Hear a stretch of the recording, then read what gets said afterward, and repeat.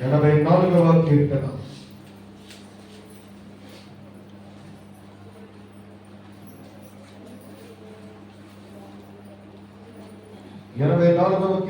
రెండవ చరణం.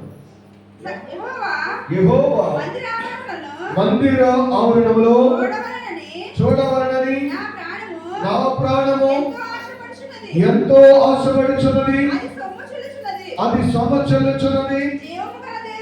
జీవము గల దేవుని దర్శించుటకు నా హృదయమును నా శరీరమును ఆనందముతో కేకలు వేయుచున్నవి. దేవునికి స్తోత్రం. హల్లెలూయా. ప్రార్థన చేసుకుందాం. ప్రేమగల తండ్రి, దయగలిగిన యేసయ్య, కృపా కనికరం కలిగిన గొప్ప దేవ, ఈ రాత్రి వేళ చదవబడిన వాక్య భాగమును నీ దాసులను వరకు చేసి నీ పిల్లలతో మీరు మాట్లాడండి నాయన. మనుషులను, అల్పులను, అయోగ్యులను నేను మాట్లాడితే ఎంత మాత్రమూ ప్రయోజనం కాదు, కానీ మీరే నీ దాసులను నీ రెక్కల చాటును బలపరిచి ఈ రాత్రి వేళ నీ పిల్లలతో సూటిగా మాట్లాడి మహిమను పొందమని యేసు నామమున అడుగుచున్నాను తండ్రి, ఆమేన్. క్రీస్తునందు ప్రియులారా, పరిశుద్ధ గ్రంథమైన బైబిల్ గ్రంథములో నుండి కీర్తన గ్రంథము 84వ కీర్తన, కొరాహు కుమారుడు రాసిన కీర్తనలో 2వ చరణంలో దేవుని యొక్క వాక్య భాగంలో మనం చూసినట్లయితే ప్రియులారా, యెహోవా మందిరమును చూడవలెనని నా ప్రాణము ఎంతో ఆశపడుచున్నది. అది సొమ్ము చెల్లించున్నది. దేవునికి స్తోత్రం.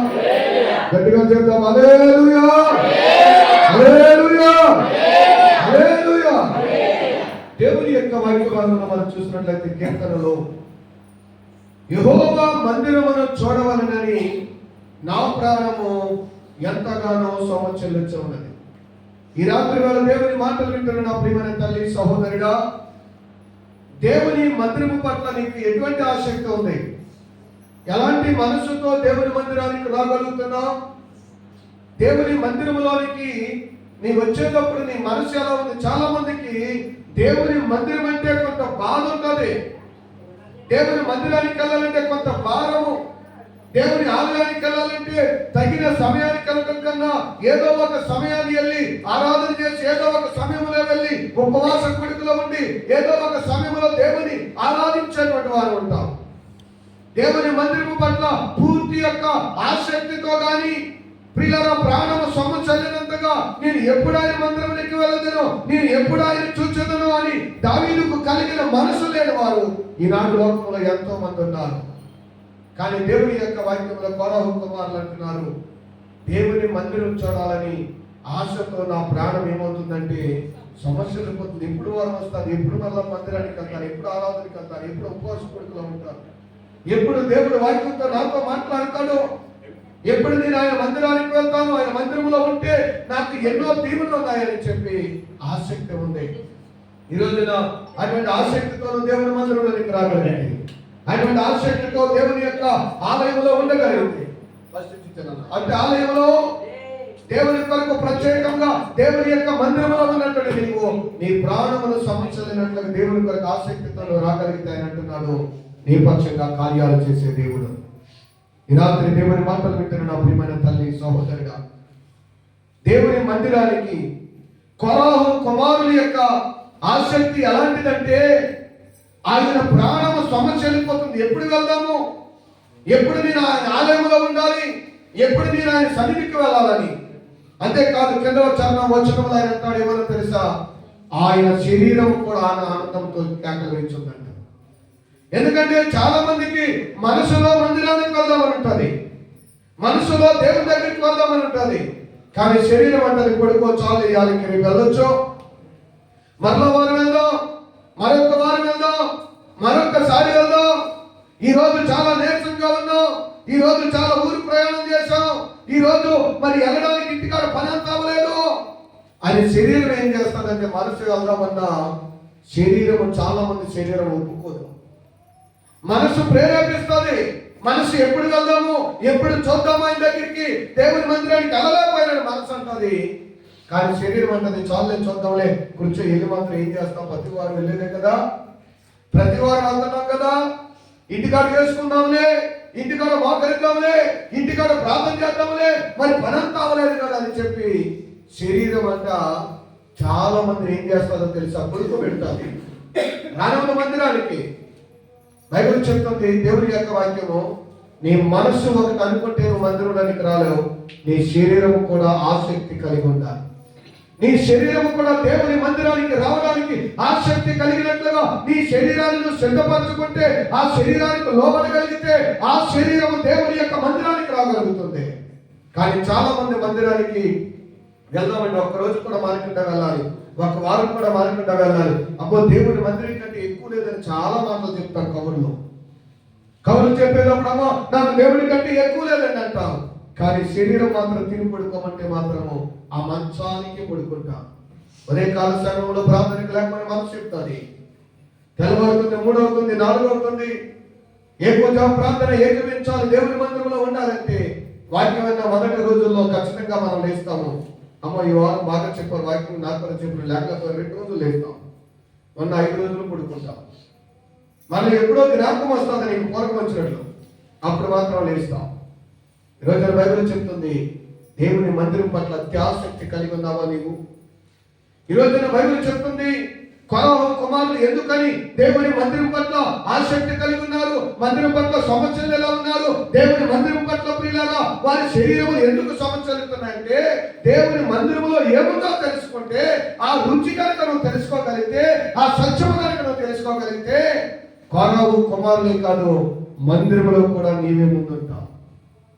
నువ్వు వెళ్తున్న స్థలంలో ఏముంది, నువ్వు వెళ్తున్న ఆరాధన మందిరంలో ఏముందో, నువ్వు వెళ్తున్న మందిరం ఆవరణంలో ఏముందో తెలుసుకుంటే ఆ దీవెన నాకు కావాలని నువ్వు పరిగెడతావు. కీర్తన గ్రంథం 16వ కీర్తన 16వ కీర్తన 11వ చరణం, జీవ మార్గమును నువ్వు నాకు తెలియజేసేదవో, నీ సన్నిధిని సంపూర్ణ సంతోషము కలదు. దేవునికి స్తోత్రం. దేవుని సన్నిధి కలిగితే ఈ ప్రపంచంలో ఎక్కడ ఎవరు చెప్పనిది, ఎవరు నీకు తెలియజేయండి, పరలోకం వెళ్ళే మార్గము ఏదైనా ఉంది, ఆ జీవ మార్గం తెలుసుకోవాలంటే ఈ లోకంలో ఎక్కడ తిరిగినా నీకు పరలోకం గురించి తెలియదు, జీవ మార్గం గురించి తెలియదు. దేవుని మందిరం కొరకు యాకోబు అంటాడు, ఇది పరలోకపు గవిని. పరలోకం వెళ్ళాలంటే మందిరంలో ఉండాలి. నువ్వు మందిరంలో ఉంటేనే పరలోకం వెళ్ళగలవు. మందిరంతో సహవాసం లేకుండా, సంఘంతో సహవాసం లేకుండా, దేవుని సేవకులతో సహవాసం లేకుండా, ప్రియులారా సంఘ సహవాసం లేకుండా, మందిరంతో సహవాసం లేకపోతే పరలోకం వెళ్ళలేవు. పరలోకానికి వెళ్ళే ఒక ద్వారం, ఒక గుమ్మం ఏదంటే మందిరం. ఎందుకో తెలుసా, భూమి మీద నువ్వు మందిరంలో లేకపోతే పరలోకంలో నాయనా నేను ఇప్పుడు మందిరంలో ఉంటాను, నిన్ను ఆరాధిస్తాను ప్రభా, నిన్ను స్తుతిస్తాను ప్రభా, ఇదిగో నీ పాదాల దగ్గర ఉంటాను ప్రభా అంటే ప్రభా అంటాడంట, అక్రమం వచ్చే వారులారా నా యొద్ద నుండి తొలగిపోండి. భూలోకంలో ఆరోగ్యం ఇచ్చినప్పుడు, ఆయుష్ని ఇచ్చినప్పుడు, బలమనిచ్చినప్పుడు, శక్తినిచ్చినప్పుడు ఆయన మందిరంలో కూర్చోలేకపోయావు, ఆయన మందిరంలో ఆరాధించలేకపోయావు, ఆయన మందిరంలో గడపడానికి ఎంతసేపు నీ కూలి పని, ఎంతసేపు నీ వ్యాపారం, ఎంతసేపు నీ పనులు, ఎంతసేపు నీ చదువు, ఎంతసేపు నీ ఆలోచనలు, ఎంతసేపు నీ వ్యర్థమైన ప్రవర్తన యందు నీ సమయం అంతా గడిపావు. ఎలాగా చనిపోయావు కనుక అప్పుడు అనిపిస్తుంది, ఇక నుంచి ప్రభా ఆ నరకం కాదు కానీ పరలోకంలో నీ దగ్గర, నీ పాదాల దగ్గర ఉంటానంటే దేవుడు అంటాడంట, భూలోకంలో లేని, భూలోకంలో ఆరాధించలేని, భూలోకంలో నాతో లేని నీవు ఇప్పుడు పరలోకంలో కూడా నాకు అవసరం లేదు. నువ్వేది విత్తుతావో ఆ పంటే కోస్తావో, నువ్వు ఎలాగ దేవుని ఆరాధిస్తావో దేవుడి దగ్గర కూడా నీ స్థానం కూడా అదే. అందుకనే అంటున్నాడు, నీకు దేవుని మందిరం కొరకు ఎందుకు అంత ఆసక్తిపడ్డారంటే, దేవుని మందిరానికి వెళ్తే ఏం దొరుకుతుందంటే జీవ మార్గం తెలుస్తుంది, పరలోకం వెళ్ళే దారి తెలుస్తుంది. ఆ పరలోకం వెళ్ళాలంటే ఎలా బ్రతకాలో, ఎలా జీవించాలో, ఏం చేయాలో, బాప్తిసం పొందాలో, నువ్వు ఎలాగ బ్రతకాలో ఆ మార్గాన్ని తెలియజేసే స్థలం ఏదైనా ఉందంటే దేవుని యొక్క మందిరమే. నువ్వు మందిరంలోనికి రాకుండా దేవుని యొక్క ఆశీర్వాదాన్ని, దేవుని ఎప్పటికీ మనం పొందుకోలేం. స్కూల్కి వెళ్ళకుండా ఏ వ్యక్తి ఎలాగ పాస్ అవ్వడో, స్కూల్కి వెళ్ళకుండా వాడు ఎలాగ దీవించబడలేడో, దేవుని మందిరంలో లేకుండా నువ్వు ఎప్పటికీ కూడా పరలోకపు మార్గాన్ని తెలుసుకోలేవు. ఎందుకంటే ఇది పరలోకపు గమని అన్నాడు దేవుడు. మందిరం అంటే పరలోకం వెళ్ళడానికి ఒక గుమ్మం దాటితేనే కానీ పరలోకం వెళ్ళలేవు. ముందు మందిరంలోనికి వచ్చి అనుభవం ఉండాలి. దేవుని యొక్క మందిరం గురించి అంటాడు జీవ మార్గం అది. రెండోది ఆయన మందిరం ఏముందో తెలుసా? సంపూర్ణమైన సంతోషం ఉందంట. ఆయన మందిరం కొరకు ఎందుకు కుమారుడు కోరుకున్నారు? ఆయన మందిరం పట్ల అంత ఆసక్తి కలిగి ఎందుకున్నారంటే, ఈ లోకంలో నీకు ధనం ఎంతైనా ఉండొచ్చు, ఈ లోకంలో నీకు చదువు ఎంతైనా ఉండొచ్చు, ఈ లోకంలో నీకు అధికారం ఎంతైనా ఉండొచ్చు, ఈ లోకంలో నువ్వు ఎంత ఆరోగ్యవంతుడిగా ఉండొచ్చు, కానీ సంతోషం మాత్రం ఈ లోకం వచ్చినట్లుగా నీకు ఉండదు. ఈ లోకంలో సంతోషం అనేది నీకున్న ధనాన్ని బట్టో, ఆరోగ్యాన్ని బట్టో, ఆయుష్ను బట్టో, ఉద్యోగాన్ని బట్టో, వ్యాపారాన్ని బట్టో, నీ తెలివితేటలను బట్టో సంతోషం కొనుక్కుందామన్నా నీకు దొరికేది కాదు. ఆ సంతోషం దొరకాలి అంటే, ఆ సంతోషం నీకు ఇవ్వాలి అంటే, నీవు ఆయన దగ్గరికి వచ్చినప్పుడు ఆయన నీకు సంతోషాన్ని ఇస్తాడు. అందుకనే గొర్రెల కాపర్లు యేసయ్యను చూడడానికి వెళ్ళినప్పుడు, పశువుల పాకలు ఆయన చూసినప్పుడు, దేవుడి దగ్గర నుంచి మళ్ళా యేసయ్య దగ్గర నుంచి వాళ్ళు ఎలా వెళ్ళారంటే అత్యానంద భరితులుగా వెళ్ళారు, సంతోషంతో వెళ్ళారు వాళ్ళు. ఎందుకంటే ఆయన పాదాల దగ్గరికి వచ్చి వాళ్ళు ఆయన తోసివేసే దేవుడికి కాదు. వారి మందను విడిచి ఒకరితో ఒకరు చెప్పుకుని, ఒకరితో ఒకరు మాట్లాడుకుని, వారి పనులు వారి మందంతా పక్కన పెట్టి యేసయ్యని చూడడానికి వెళ్ళారు. చూచిన వెంటనే వారి శ్రమంతా కూడా మర్చిపోయారు, వారి బాధంతా మర్చిపోయారు, వారి ఇబ్బందంతా మర్చిపోయారు. ఎందుకో తెలుసా? దేవుడికి వారికి అత్యానందమును దేవుడు వారికి ఇచ్చాడు. దేవునికి స్తోత్రం. హల్లెలూయా. సంతోషం కొరకు లోకంలో తిరుగుతున్నావా? సంతోషం కొరకు అనేక ఆలోచన చేస్తున్నావా? సంతోషం కావాలంటే డబ్బుంటే సంతోషం వస్తుందని ఒకవేళ పరిగెడుతున్నావేమో, ధనం అంటే సరిపోతుంది అనుకున్నావేమో. దేవుని మందిరం కన్నా నేను సంతోషం కావాలంటే లోకంలో ఏదో ఒకటి సంపాదిస్తే వస్తుంది అనుకున్నావేమో. ఏదైనా కొంతకాలం ఉంటుంది. దేవుని సన్నిధి నువ్వు మరణమైన జీవమైన నీతో వచ్చేది. ఈ రోజున సంతోషం కావాలి అనుకుంటే నీ కుటుంబంలో కానీ, నీ పిల్లల విషయంలో కానీ, నీ భర్త విషయంలో కానీ, నీ వ్యవసాయ విషయంలో కానీ, నీ వ్యాపార విషయంలో కానీ, నీకు ఇచ్చిన వాహనాల విషయంలో కానీ, నువ్వు చేస్తున్న కూలి పని విషయంలో కానీ, నీ కష్టార్జితంలో నువ్వు ఆశీర్వాదం పొంది అది ఫలించాలి అంటే అది దేవుని సన్నిధిలో ఉన్నప్పుడే దేవుడు నీ చేతిలో దాన్ని ఫలింపజేస్తాడు. దేవుని సన్నిధిలో ఉన్నప్పుడే నీ దేవుడు దాన్ని ఫలింపజేస్తాడు. అందుకని దేవుని యొక్క వాక్యం ఆదికాండం 39లో యేసేపు పొలంలోనికి వెళ్తే పొలంలో దీవించబడ్డాడు, ఇంటిలోనికి వస్తే ఇంటిలో దీవించబడ్డాడు. ద్వితీయోపదేశకాండం 28లో ఆయన అంటాడు, నువ్వు లోపలికి వెళ్ళినప్పుడు బయటికి వచ్చినప్పుడు కూడా దీవించబడతావు. ఇప్పుడు తెలుసా? నీవు నీ దేవుడైన యెహోవా మాట శ్రద్ధగా విని ఆయన కట్టడలన్నింటినీ ఆజ్ఞలన్నింటిని అనుసరించి నడిచింది కదా. ఎప్పుడంట? దేవుని యొక్క ఆజ్ఞలు, దేవుని కట్టడలు, దేవుని మందిరంలో ఉన్నప్పుడు దేవుడు నీకు సంతోషాన్ని అనేది ఇస్తాడు. చాలా మంది సంతోషం దొరుకుతుందిలే, వారానికి ఒక రోజు వెళ్తున్నాంలే, సంవత్సరానికి ఒకసారి వెళ్తున్నాంలే, క్రిస్మస్ కి వెళ్తున్నాంలే, జనవరి 1కి వచ్చి వాగ్దానం తీసుకున్నాం, ఆ వాగ్దానంలో మనకి దేవుడు తోడై ఉంటానన్నాడు కాబట్టి నీకు సంతోషం ఉంటుందో అనుకోవద్దు. నీకు సంతోషము ఆయనతో నువ్వు ఎప్పుడు సహవాసం చేస్తావో అప్పటి నుంచే నీకు సంతోషం ఉంటుంది. ఆయనకి ఎప్పుడు నువ్వు దూరం అవుతావో అప్పటి నుంచి దుష్టుడు నీకు దగ్గరగా ఉంటాడు. దేవుడు దగ్గరగా ఉన్నప్పుడు నీకు ఎప్పుడు సంతోషం ఉంటుంది. దేవుడు దూరమై సాతాను దగ్గరైతే అప్పటి నుంచి నీ జీవితంలో అన్ని కష్టాలు ఉంటాయి. కింద చరణంలో అంటాడు, నీ కుడి చేతిలో నిత్యమును సుఖము ఉన్నాయంటాడు. సుఖాల కోసం పరుగులెడుతున్నాం, ప్రయాసపడుతున్నాం, ఎన్నో ఆలోచనలు. సుఖంగా ఉండాలి, చక్కగా బ్రతకాలి, మంచి ఇల్లు కట్టుకో, మంచి కుటుంబం ఉండాలి, ఏ శోధన లేకుండా ఉండాలి, సమాధానంతో ఉండాలి కదా. సుఖంగా బ్రతికి కడుపు నిండా అన్నం తిని కంటి నిండా నిద్రపోయి ఎన్ని రోజులు అయిపోయింది, ఎన్ని నెలలు అయిపోయింది మన జీవితం అని చెప్పి చాలాసార్లు బాధపడుతూ ఉంటారు. సుఖంగా పడుకున్నదేది, సుఖంగా సంతోషంగా తిన్నదేది, సంతోషంగా ఆనందించిందేది అని ఆనందంతో అని అంటున్నాడు. ఆ సుఖం అంతా నీకు దొరకాలి అంటే, ఆ సుఖం నీకు ఉండాలి అంటే దేవుని మందిరంలో ఉన్నప్పుడు నీకు ఆయన కుడి చేతిలో ఉన్న సుఖాలని దేవుడు నీకు ఇస్తాడు. అందుకని కుమారులు అంటారు ఏమని తెలుసా? ఆయన మందిరము కొరకు నా ప్రాణము సంవత్సరించున్నది. నా ప్రాణమే కాదు, నా శరీరం కూడా ఏం చేస్తుందో తెలుసా? ఆశతో కేకలు వేస్తున్నట్టు ఇప్పుడు మందిరానికి వెళ్దామని. చాలా మంది మందిరానికి వెళ్తూ ఉంటారు, చాలా మంది మీటింగ్లకు వెళ్తుంటారు, చాలా మంది దేవుని యొక్క సభలకు వెళ్తూ ఉంటారు, వాక్యాన్ని విందామని వెళ్తుంటారు, మీటింగ్ కేకలు వేస్తారు. చాలా మేము ఆ మీటింగ్కి వెళ్తున్నాం, ఈ మీటింగ్కి వెళ్తున్నాం. వాళ్ళు ఉండేది వాక్యం అనేది తక్కువ, దేవుని మందిరంలో ఉండేది తక్కువ, వాగ్దానించేది తక్కువ, ప్రార్థన తక్కువ, సేవకుడు చెప్పే మాట అనేది తక్కువ. తిరిగిటానికి వెళ్ళే వాళ్ళు చాలా మంది ఉంటారు. కొంతమంది ఉంటారు, భోజనానికి వెళ్ళే వాళ్ళు చాలా మంది ఉంటారు.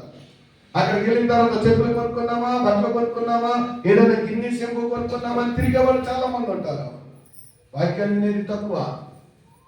కానీ కోరావు కుమారులు అంటున్నారు, దేవుని కొరకు ఆసక్తి కలిగిన వ్యక్తిగా ఉండాలి. ఎక్కడికి వెళ్ళినా మనకు అదే బతుక. మందిరానికి వెళ్ళి, వాక్యానికి వెళ్ళి, మీటింగ్కి వెళ్ళి, దేవుని మాట్లాడి రావాల్సిన కాడికి కూడా వెళ్ళి అక్కడికి వెళ్ళి కూడా చెప్పులు కొనుక్కునే బతుకే ఉంది. ఈరోజు దేవుని మాటలు వింటున్న నీ జీవితంలో దేవుని సన్నిధి పట్ల, దేవుని వాక్యాన్ని నేనేం పట్టుకున్నాను, దేవుడు నాకు ఏ దేవుని ఇచ్చాడు, ఏ వాక్యంతో మాట్లాడాడు దేవుడు అని ఆ వాక్యాన్ని ఎవరినైతే తెచ్చుకోగలుగుతామో అది దేవునికరంగా మన జీవితం మారుతుంది. ఆయన సన్నిధిలో ఇంకేమున్నది అని బైబిల్లో మనం చదివితే చూడండి, 96వ కీర్తన 6వ చరణం, 96వ కీర్తన 6వ చరణంలో ఘనత ప్రభావములు ఎక్కడంట? ఘనత ప్రభావములు ఆయన సన్నిధిలో ఉన్నవి, బల సౌందర్యములు ఎక్కడున్నాయంట? ఆయన పరిశుద్ధ స్థలములో ఉన్నాయి. ఘనత కావాలని, మంచి పేరు కావాలని, ఘనత అంటే పేరు కావాలి, మంచి ఘనత కావాలి, మన గురించి అందరూ బాగా చెప్పుకోవాలి, మన మంచోళ్ళు మనం చెప్పుకోవాలి, మనకి పర్వాలి, మంచి ఘనత కావాలని చాలా మంది లోకంలో ఘనత కోసం పరుగులెడుతూ ఉంటారు, పాకులెడుతూ ఉంటారు. ఘనత అంట నువ్వు పరిగెత్తినంత మాత్రం నీ వెనకాల రాదని. ఇప్పుడు వస్తుందో తెలుసా? దేవుని సన్నిధిలో ఉన్నప్పుడు అంటే ఘనత దేవుడు నీకు ఆయన ఇస్తాడు, ప్రభావం ఆయన ఇస్తాడు. అంతేకాదు బలము సౌందర్యము కూడా ఎక్కడ ఉన్నాయో తెలుసా? ఆయన సన్నిధులు ఉన్నాయి. దేవుని సన్నిధి గురించి నువ్వు పూర్తిగా తెలుసుకుంటే చాలా మంది ఈనాడు దేవుని సన్నిధిని, ఆయన సన్నిధి గురించి తెలియకే ఎన్నో బ్యూటీ పార్లర్ అంతా తిరుగుతున్నారు, నానా పేదలంతా మొగానికి రాస్తూ ఉన్నాం. ఎందుకంటే సౌందర్యం కావాలి, అందంగా ఉండాలి. దేవుడు అందంగా ఉండాలని నేను అందంగానే చెక్కాను. దేవుడి నుంచి అందం కంటే ఇంకా రెట్టింపు చేసుకుందామని నానా రకాలైన పేడలు రాసి ప్రియులారా ఎంతో మంది తమ శరీరాలు, తమ మొఖాలను పాడు చేసుకున్న వాళ్ళు ఎంతో మంది ఉన్నారు. ఎందుకో తెలుసా? బైబిల్ సెలవిస్తుంది, దేవుని వాక్యాన్ని వింటున్నా నీవు. సౌందర్యం అంటే ఎక్కడుందో తెలుసా? దేవుని మందిరములకు వస్తే నీకు సౌందర్యం ఆయన ఇస్తాడు, సౌందర్యం ఆయన ఇస్తాడు, అందం ఆయన ఇస్తాడు. అందమే కాదు, ఆయన ఏమిస్తాడో తెలుసా? బలమును కూడా ఇస్తాడు, ఆరోగ్యాన్ని ఇస్తాడు. మనిషి అంతా అందంగానే ఉంటుంది చూడడానికి, కూర్చొంటే నుంచోలేదు, నుంచొంటే కూర్చోలేదు.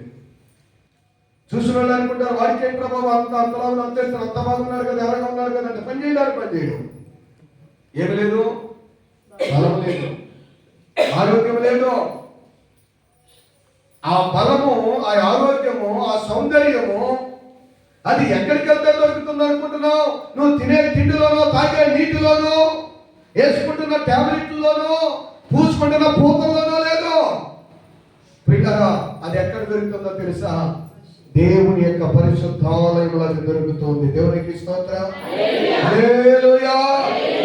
నాకు బలం కావాలి, నాకు ఆరోగ్యం కావాలి, నేను కూడా లావుగా ఉండాలి, నేను అందరు తాగిన మందు తాగను, నేను మంచి మందు తాగుతాను, నేను నాణ్యమైన, నేను మంచి బ్రాండ్ తెచ్చుకుంటానని ఫ్రిడ్జ్లో పెట్టి తాగుతానని ఇంటికాడ తాగి చివరికి తాగుపోతాయి. ఏమి రావాలి? ఒళ్ళు రావాలి, అందంగా రావాలి అని చెప్పి మంచి ఖరీదైన మందు తెచ్చుకుని చక్కగా ఇంట్లోనే ఫ్రిడ్జ్లో పెట్టి తాగుతూ మొదలుపెట్టి చివరికి తాగుబోతు వాడిగా తయారైన వాళ్ళు చాలా మంది ఉన్నారు. ఎందుకంటే సౌందర్యంగా అన్న బక్కగా ఉన్నానన్నారు, సన్నంగా ఉన్నానన్నారు. కొంతమంది నిద్ర పట్టడం లేదని తాగుతున్నామని చెప్పి ఇక తాగకపోతే చచ్చిపోతాం అన్నట్టుగా తయారైన వాళ్ళు కూడా చాలా మంది ఉన్నారు.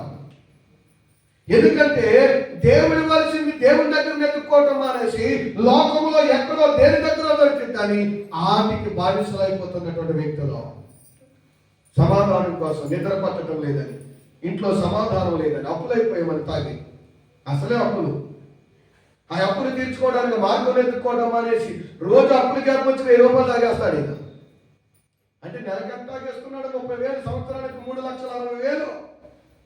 ఈ సంవత్సరం అంతా తాగేట మళ్ళీ 2-3 లక్షలు హాస్పిటల్లోకి వెళ్తాడు, 5 లక్షలు. ఎంత బాకీ తెచ్చొచ్చో. ఎందుకు తాగుతున్నావు అంటే చెప్తాడు, అప్పులు జ్ఞాపకం చేస్తున్నాయి, మనుషాత్ర లేకుండా తీస్తున్నాయి. బైబిల్ సెలవిస్తుంది, దేవుని మందిరం ఏంటో తెలుసా? నీ బాధలు చెప్పుకునే స్థలం అది. కీర్తన గ్రంథం 42వ కీర్తన 2వ చరణం చదువు. దేవుని మందిరంలోనికి ఎందుకు దేవుని మందిరంలో కోరుకుంటున్నాడంటే 142వ కీర్తన 2వ చరణం. నాకు కలిగిన బాధలన్నీ ఆయన సన్నిధిలో బహు వినయముగా ఆయనకు తెలియచెప్పుకొనిచున్నాను. దేవునికి స్తోత్రం. దేవుని మందిరం అంటే ఏమిటి అనుకున్నావు? నీ బాధలు చెప్పుకునే స్థలము, నీ ఇబ్బందులు చెప్పుకునే స్థలము, నువ్వు కన్నీరు పెట్టే స్థలము, నీ బాధల గురించి ప్రభు పాదాల దగ్గర మొదలుపెడితే విడుదల పొందే స్థలము. నీ బాధల గురించి 10 సార్లు నీ అక్కతో చెప్పిన, 10 సార్లు నీ అమ్మగారి దగ్గరికి వెళ్ళి చెప్పిన, 10 సార్లు నీ తోటికోడతో చెప్పిన, 11వ సారి ఏమంటారో తెలుసా? అన్ని సార్లు కూడా శాంతించలేదు.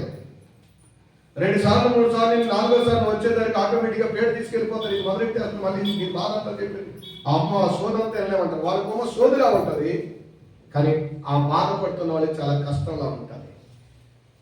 ఈ లోకంలో మన బాధను ఎవరికైనా మనుషులతో 1కి 4 సార్లు చెప్తే ఇదే స్థలం ఏదీ లేదు. ఆఖరికి నువ్వు ఓటేసి గెలిపించిన ఎమ్మెల్యే గారి దగ్గరికి వెళ్ళి చెప్పిందే 4 సార్లు చెప్తే చెప్పావు కదా, ఇంక నువ్వు మళ్ళీ కనపడక జరిగినప్పుడు కనపడంటాడు అంతే. రమ్మంటాం. ఎవరి దగ్గరికి వెళ్ళినా ఎక్కడికి వెళ్ళినా బాధను చెప్పుకునే స్థలం లేదు, సంతోషాన్ని చెప్పుకునే స్థలం ఉండొచ్చు. ఆనందాన్ని బట్టి ఆనందించేటువంటి వ్యక్తులు ఉంటారు, కానీ బాధలు చెప్పుకునే స్థలం ఏదైనా ఉందంటే, నీ బాధ విషయంలో విడుదలిచ్చే స్థలం ఏదైనా ఉందంటే అది దేవుని యొక్క మందిరమే. అందుకని అంటాడు, నాకు కలిగిన బాధలన్నీ ఏంటంట? నాకు కలిగిన బాధలన్నీ. ఇద్దరు కలిపి బాధపోతుందని మందు తాగుతూ కూర్చున్నారంట. ఇందులో ఒకటి చెప్పాడంట, మా ఆవిడ అలాగని అసలు మా ఆవిడ మర్చిపోతాకే నేను మందు తాగుతుంటే మళ్ళీ ఎక్కడ కూడా మళ్ళీ మా ఆవిడని జ్ఞాపకం చేస్తాను. అంటే బాధను మర్చిపోవాలని ఒక స్థలానికి వెళ్ళినప్పుడు ఆ బాధను ఇంకొకటి చెప్పినా వినేటువంటి పరిస్థితి కాదా? కానీ నువ్వు 100 సార్లు చెప్పినా, 1,00,000 సార్లు నువ్వు చెప్పినా ఆయన విసుక్కుకోకుండా నువ్వు చెప్పే కొద్దికి మురిసిపోతూ, నేను చెప్పే కొద్దికి నీ ప్రార్థన ఆలకించేవాడు, నీ బాధను వినే దేవుడు ఆయన. అందుకనే లోకాసు వార్త 18 అని అంటాడు, విసుకక ఏం చేయక విసుకక వారు ప్రార్థన చేయాలంట. చెప్పిన మాట 10 సార్లు చెప్తే చాలా మందికి మనకు ఎవరు చెప్పిన విసుగు వస్తుంది. కానీ నువ్వు చేసిన ప్రార్థనే 10 సంవత్సరాలు 20 సంవత్సరాలు చేస్తున్నావు. నువ్వు చెప్పిన మాటలే 100 సంవత్సరాల నుంచి నువ్వు చెబుతున్నావు. నువ్వు చెప్పిన ప్రార్థనే, ప్రభా నన్ను బాగు చేయ, ప్రభా నాకు మేలు చేయ, ప్రభా నాకు ఉపకారం చేయని కొన్ని సంవత్సరాలుగా, కొన్ని నెలలుగా దేవుని సన్నిధిలో మొదలు పెడుతున్నావు. ఏనాడు ఎన్నిసార్లు ఈ మాట చెప్తావు అని ఎప్పుడైనా దేవుడు అడిగాడా నిన్ను? ఎన్నిసార్లు నేను బాగు చేయాలి, ఎన్నిసార్లు ఏమంటావు నీకు మేలు అని ఎప్పుడైనా దేవుడు అడిగాడంటే ఎప్పుడు దేవుడు నిన్ను అడగడం. నువ్వు చెప్పే కొద్దికి ఆయన నీ అవసరాలన్నీ తీరుస్తాడు. పైగా ఆయన అంటున్నాడు, విసుకకుండా మీరు ప్రార్థన చేయండి. బైబిల్ చెప్తుంది, ప్రార్థన చేయడం మన పని, కార్యములు చేయడం ఎవరి పని అంట? దేవుని పని. కానీ మనం తినిపడుకోవటం మన పని, సాతాను వచ్చి మన ఇంట్లో తిరుగుట దాని పని. ఎందుకంటే మనం తినిపడుకుంటాం. యోన ప్రార్థన చేయవలసిన వ్యక్తి వాళ్ళ అడుగుకెళ్ళి తినిపడుకున్నప్పుడు ఆ వాడంతా తుఫాను వచ్చింది. ఈ రోజున ప్రభు సన్నిధిలో ఉండి మనం పెట్టవలసిన వ్యక్తి, ప్రార్థనకి వెళ్ళవలసిన వ్యక్తి, ఆరాధించవలసిన వ్యక్తి, ఉపవాస కూడికలో ఉండవలసిన వ్యక్తి కనీసం వారానికి ఒక్కసారైనా ఉపవాసం ఉండి దేవుని సన్నిధికి వెళ్ళి తన భర్త కొరకు, తన పిల్లల కొరకు, తన భార్య కొరకు, తన కుటుంబం కొరకు, తన వ్యవసాయం కొరకు, తన వ్యాపారం కొరకు, దేవుని కొరకు వారంలో ఒక్కరోజైనా ఉపవాసం మందిరంలోనికి వెళ్ళి ప్రార్థన చేద్దామని ఆలోచన చాలా మందికి ఉండదు. కానీ వాళ్ళు ఒకేసారి చేస్తారు ఉపవాసాలు. ఎన్ని రోజులు తెలుసా? 40 రోజులు చేయొచ్చు, 30 రోజులు చేయొచ్చు, 50 రోజులు చేయొచ్చు. డాక్టర్ గారు చెప్తారు, ఏది తిన్నా చస్తాం, చాలా జాగ్రత్తగా ఉండాలి, నీకు సహాయం తప్ప ఏమీ లేదని ఆ హాస్పిటల్లో పాడేసి ఐసీలో పెట్టి ఒక 20 రోజులు బయటకు రాకుండా వాటిలో పాడేసాడు. అప్పుడు ఉంటాం ఉపవాసం. అప్పుడు అంటాం, ప్రభు ఎక్కడ ఉన్నావు నాయన, నేను వీటిని బాధలు పడుతున్నానని. బాగున్నంత చేపు ఆ ప్రభు మనకి గుర్తుకు రాదు. వారానికి ఒక్కరోజు ఉపవాసం ఉండలేదండి, టైం సాగుతలేదండి, పనిలేదంట. అదే డాక్టర్ గారికి చేతికి క్యాండిల్ వేసి కూర్చోమా అలా ఉందన్నాడు అనుకోండి, ఖచ్చితంగా ఏదన్నా ఇంకొకరు ఎవరన్నా తినడం, ఇది తింటే ఏమవుతుందో నేను తినగాని ఒకవేళ ఎవరన్నా చేద్దాం తినమన్నప్పుడు ఏమంటారు, అమ్మ ఇది తింటే తేడా చేస్తుంది, వద్దు డాక్టర్ గారు చెప్పేకే తింటాను. అదే దేవుడు చెప్తాంటా, వండలేను తినకుండా, నీరసం వస్తుంది, కాళ్ళు లాగితే, కళ్ళు తిరిగితే, జబ్బులన్నీ నీకే గుర్తుకొస్తాయి. ఈరోజు నా దేవుని మాట వింటున్నావా, లోకం మాట వింటున్నావా? దేవుని మాట వింటే దీవించబడతాం, లోకం మాట వింటే శ్రమలు పాలవుతాం. ఈ లోకంలో నీకు శాంతి కొరకు, సమాధానం కొరకు, ఈ లోకంలో నీవు ఎన్నో చోట్ల తిరుగుతూ ఉండొచ్చు. లోకంలో ఎంతో మందిని చూడ ఉన్నతమైన స్థానంలో ఉన్న వారందరూ దేవుని సన్నిధి చేసిన వాళ్ళే. ఆఖరికి బిల్గ్రేట్స్ కూడా వాళ్ళ ప్రభునందు ఆరాధించేటువంటి వాళ్ళే. అందుకనే దేవుడు వారికి అంత ఉన్నతమైన స్థానం, ఉన్నతమైన దీవెన, ఉన్నతమైన స్థానం. ఎందుకో తెలుసా? మొదటి స్థానం వారికి దేవునికి ఇచ్చారు వాళ్ళు. అందుకనే దేవుడు వాళ్ళు బిల్గ్రేట్స్గా దేవుడు వాళ్ళు ఉంచాడు, ఉన్నతమైన స్థానంలో ఉంచాడు. ఈరోజు అటువంటి స్థానం పొందుకోలేకపోతున్నాం. ఇంకా ఆయన మందిరంలోకి వెళ్తే ఆయన మందిరం గురించి ఎందుకు కోరుకున్నారు తెలుసా? దేవుని యొక్క వాక్యం, దేవుని యొక్క వాక్యంలో హెజ్కేలు రాసిన గ్రంథం 36వ అధ్యాయం 25వ వచనం, నూతన హృదయమును నాకు ఇచ్చెదవు, నూతన స్వభావమును నాకు కలుగజేసెదను, రాతి గుండె మీలో నుండి తీసివేసి మాంసపు గుండెను నేను మీకు ఇచ్చెదను. దేవునికి స్తోత్రం. హెజ్కేలు గ్రంథము 36వ అధ్యాయము 26వ వచనం, ఏమిస్తానంటాడండి? దేవుని మందిరానికి వస్తే నూతన హృదయం, పాపిష్టి హృదయాన్ని తీసేస్తాడు, కఠినమైన హృదయం తీసేస్తాడు, పాపం చేయాలని ఆలోచనలు తీసేస్తాడు, చెడు తిరుగులు తిరగాలని ఆలోచన తీసేస్తాడు, చెడ్డ కార్యాలు, చెడ్డ పనులు చేయాలని తలంపు రాకుండా దేవుడు చేస్తాడు. ఆ తలంపు నీకు అంతమైన పదే నేను చేస్తూ, నేను ఇంటికాడ కూర్చోక ఎంతసేపు ఈదులో కూర్చో, ఎంతసేపు అక్కడ కూర్చో, ఎంతసేపు సెల్ఫోన్ చూస్తూ ప్రీపేడ్ ఆడుతూ ఉండు, ఈ చెడ్డ ఆలోచనలన్నీ ఉన్నాయి చూసాము. ఆ ఆలోచనలు ఎంతటా నీకు పోవవి, ఆ పాల్పరకు పనికిరానివి, ఆ చెత్త చెదారం తినాలని ఆలోచన రాకుండా ఉండాలంటే, అది నీ మనసులో లేకుండా ఉండాలంటే, నువ్వు దేవుని మందిరంలో ఉన్నప్పుడు ఆ నీలో ఉన్న చెత్త హృదయాన్ని దేవుడు తీసేస్తాడు, ఆ చెత్త ఆలోచన దేవుడు తీసేస్తాడు. ఏమిస్తాడంటే దేవుడు మరలా కొత్త హృదయాన్ని ఇస్తాడంటే, నీ పాత మనసు తీసేస్తాడు. అందుకని అంటాడు, క్రీస్తునందున్న వారు నూతన సృష్టి, పాతవి గతించిపోతాయి. నువ్వు ఒకవేళ పాత జీవితంతో దేవుని మందిరానికి వస్తే, రోత జీవితంలో దేవుని మందిరంలోనికి వస్తే, దేవుడు అంటున్నాడు నీ పాత జీవితాన్ని మారుస్తాడు, నీ రోత బ్రతుకును ఆశీర్వాదకరంగా దేవుడు మారుస్తాడు. ఒక ఊరంతా పాడు చేసేసింది ఆ తల్లి, ఒక ఊరంతా నాశనం చేసింది. ఆమె యేసయ్య పాదాల దగ్గరికి వచ్చింది, ఆయన పాదాలు పట్టుకుని కన్నీరు కార్చి ఆయన పాదాలు పట్టుకుని అడిగితే ఆయన అన్నారు, ఏమని తెలుసా? అమ్మా, నీ పాపములు క్షమించబడ్డాయి.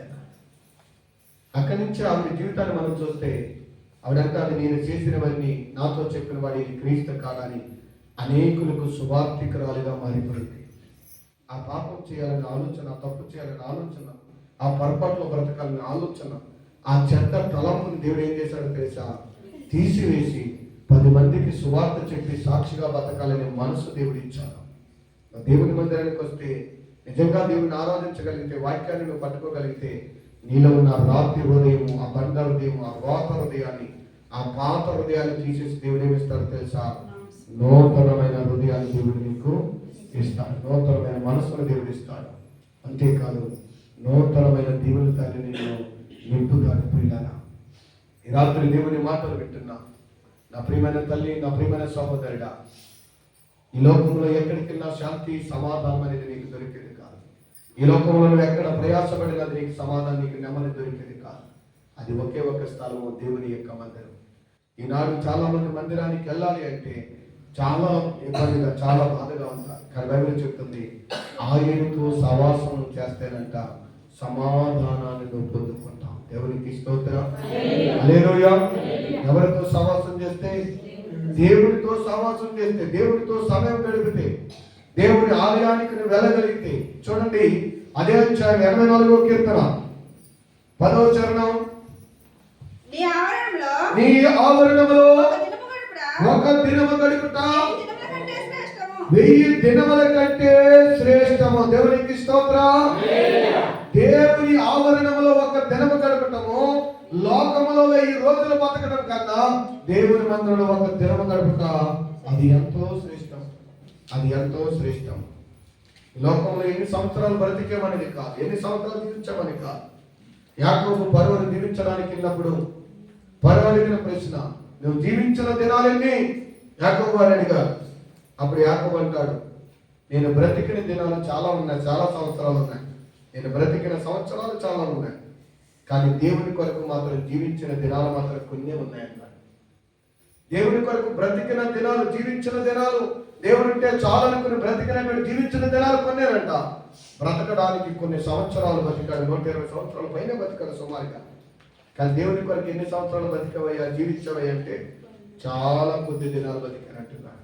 ఈ రోజున దేవుని సన్నిధిలో నువ్వు ఉంటే ఒక్క దినము గడుపుతా ఈ దినముల కంటే శ్రేష్టం. ఎందుకో తెలుసా? ఆయన సన్నిధి నీతో వస్తాడు, ఆయన దీవుని నీతో వస్తాడు, ఆయన కాంతి నీతో వస్తాడు. చూడండి, అదే అధ్యాయం 4వ చరణం. నీ మందిరమందు నివసించువారు ధన్యులు, వారి నిత్యము నిన్ను స్తుతించెదరు. దేవునికి స్తోత్రం. ఎవరి ధన్యులు అంటండి?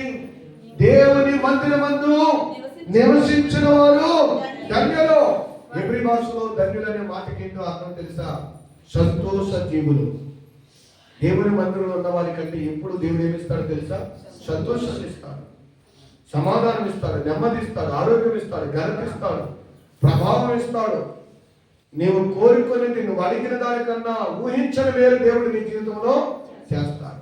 నువ్వు పడుకుంటే 2 గంటలు పడుకోవచ్చు, 3 గంటలు పడుకుంటావు మందిరం విడుదల పెట్టి. ఒకవేళ దేవుని సన్నిధి విడిచిపెట్టి లోపలికి వెళ్ళి అయ్యో 500-1000 రూపాయలు సంపాదిస్తావేమో. కానీ అదే దేవుడు ఇవ్వటం మొదలు పెడితే దాన్ని ఆపటం ఎవరి తరము కాదు. ఆయన అంటున్నాడు, దేవుని మందిరంలో ఉన్న వారికంట సంతోష జీవులుగా చేస్తారంటే వారు ఎప్పుడు కూడా సంతోషించేలాగా సంతోషం దేవుడు వారి వెనకాల ఉంటారు. ఈరోజు ఎక్కడ ఉంటున్నాం? చిన్న ప్రార్థన చేసుకుందాం. ప్రేమగల తండ్రి, దయగలిగిన యేసయ్యా, ఈ రాత్రి వాళ్ళని మాటలు బిడ్డలు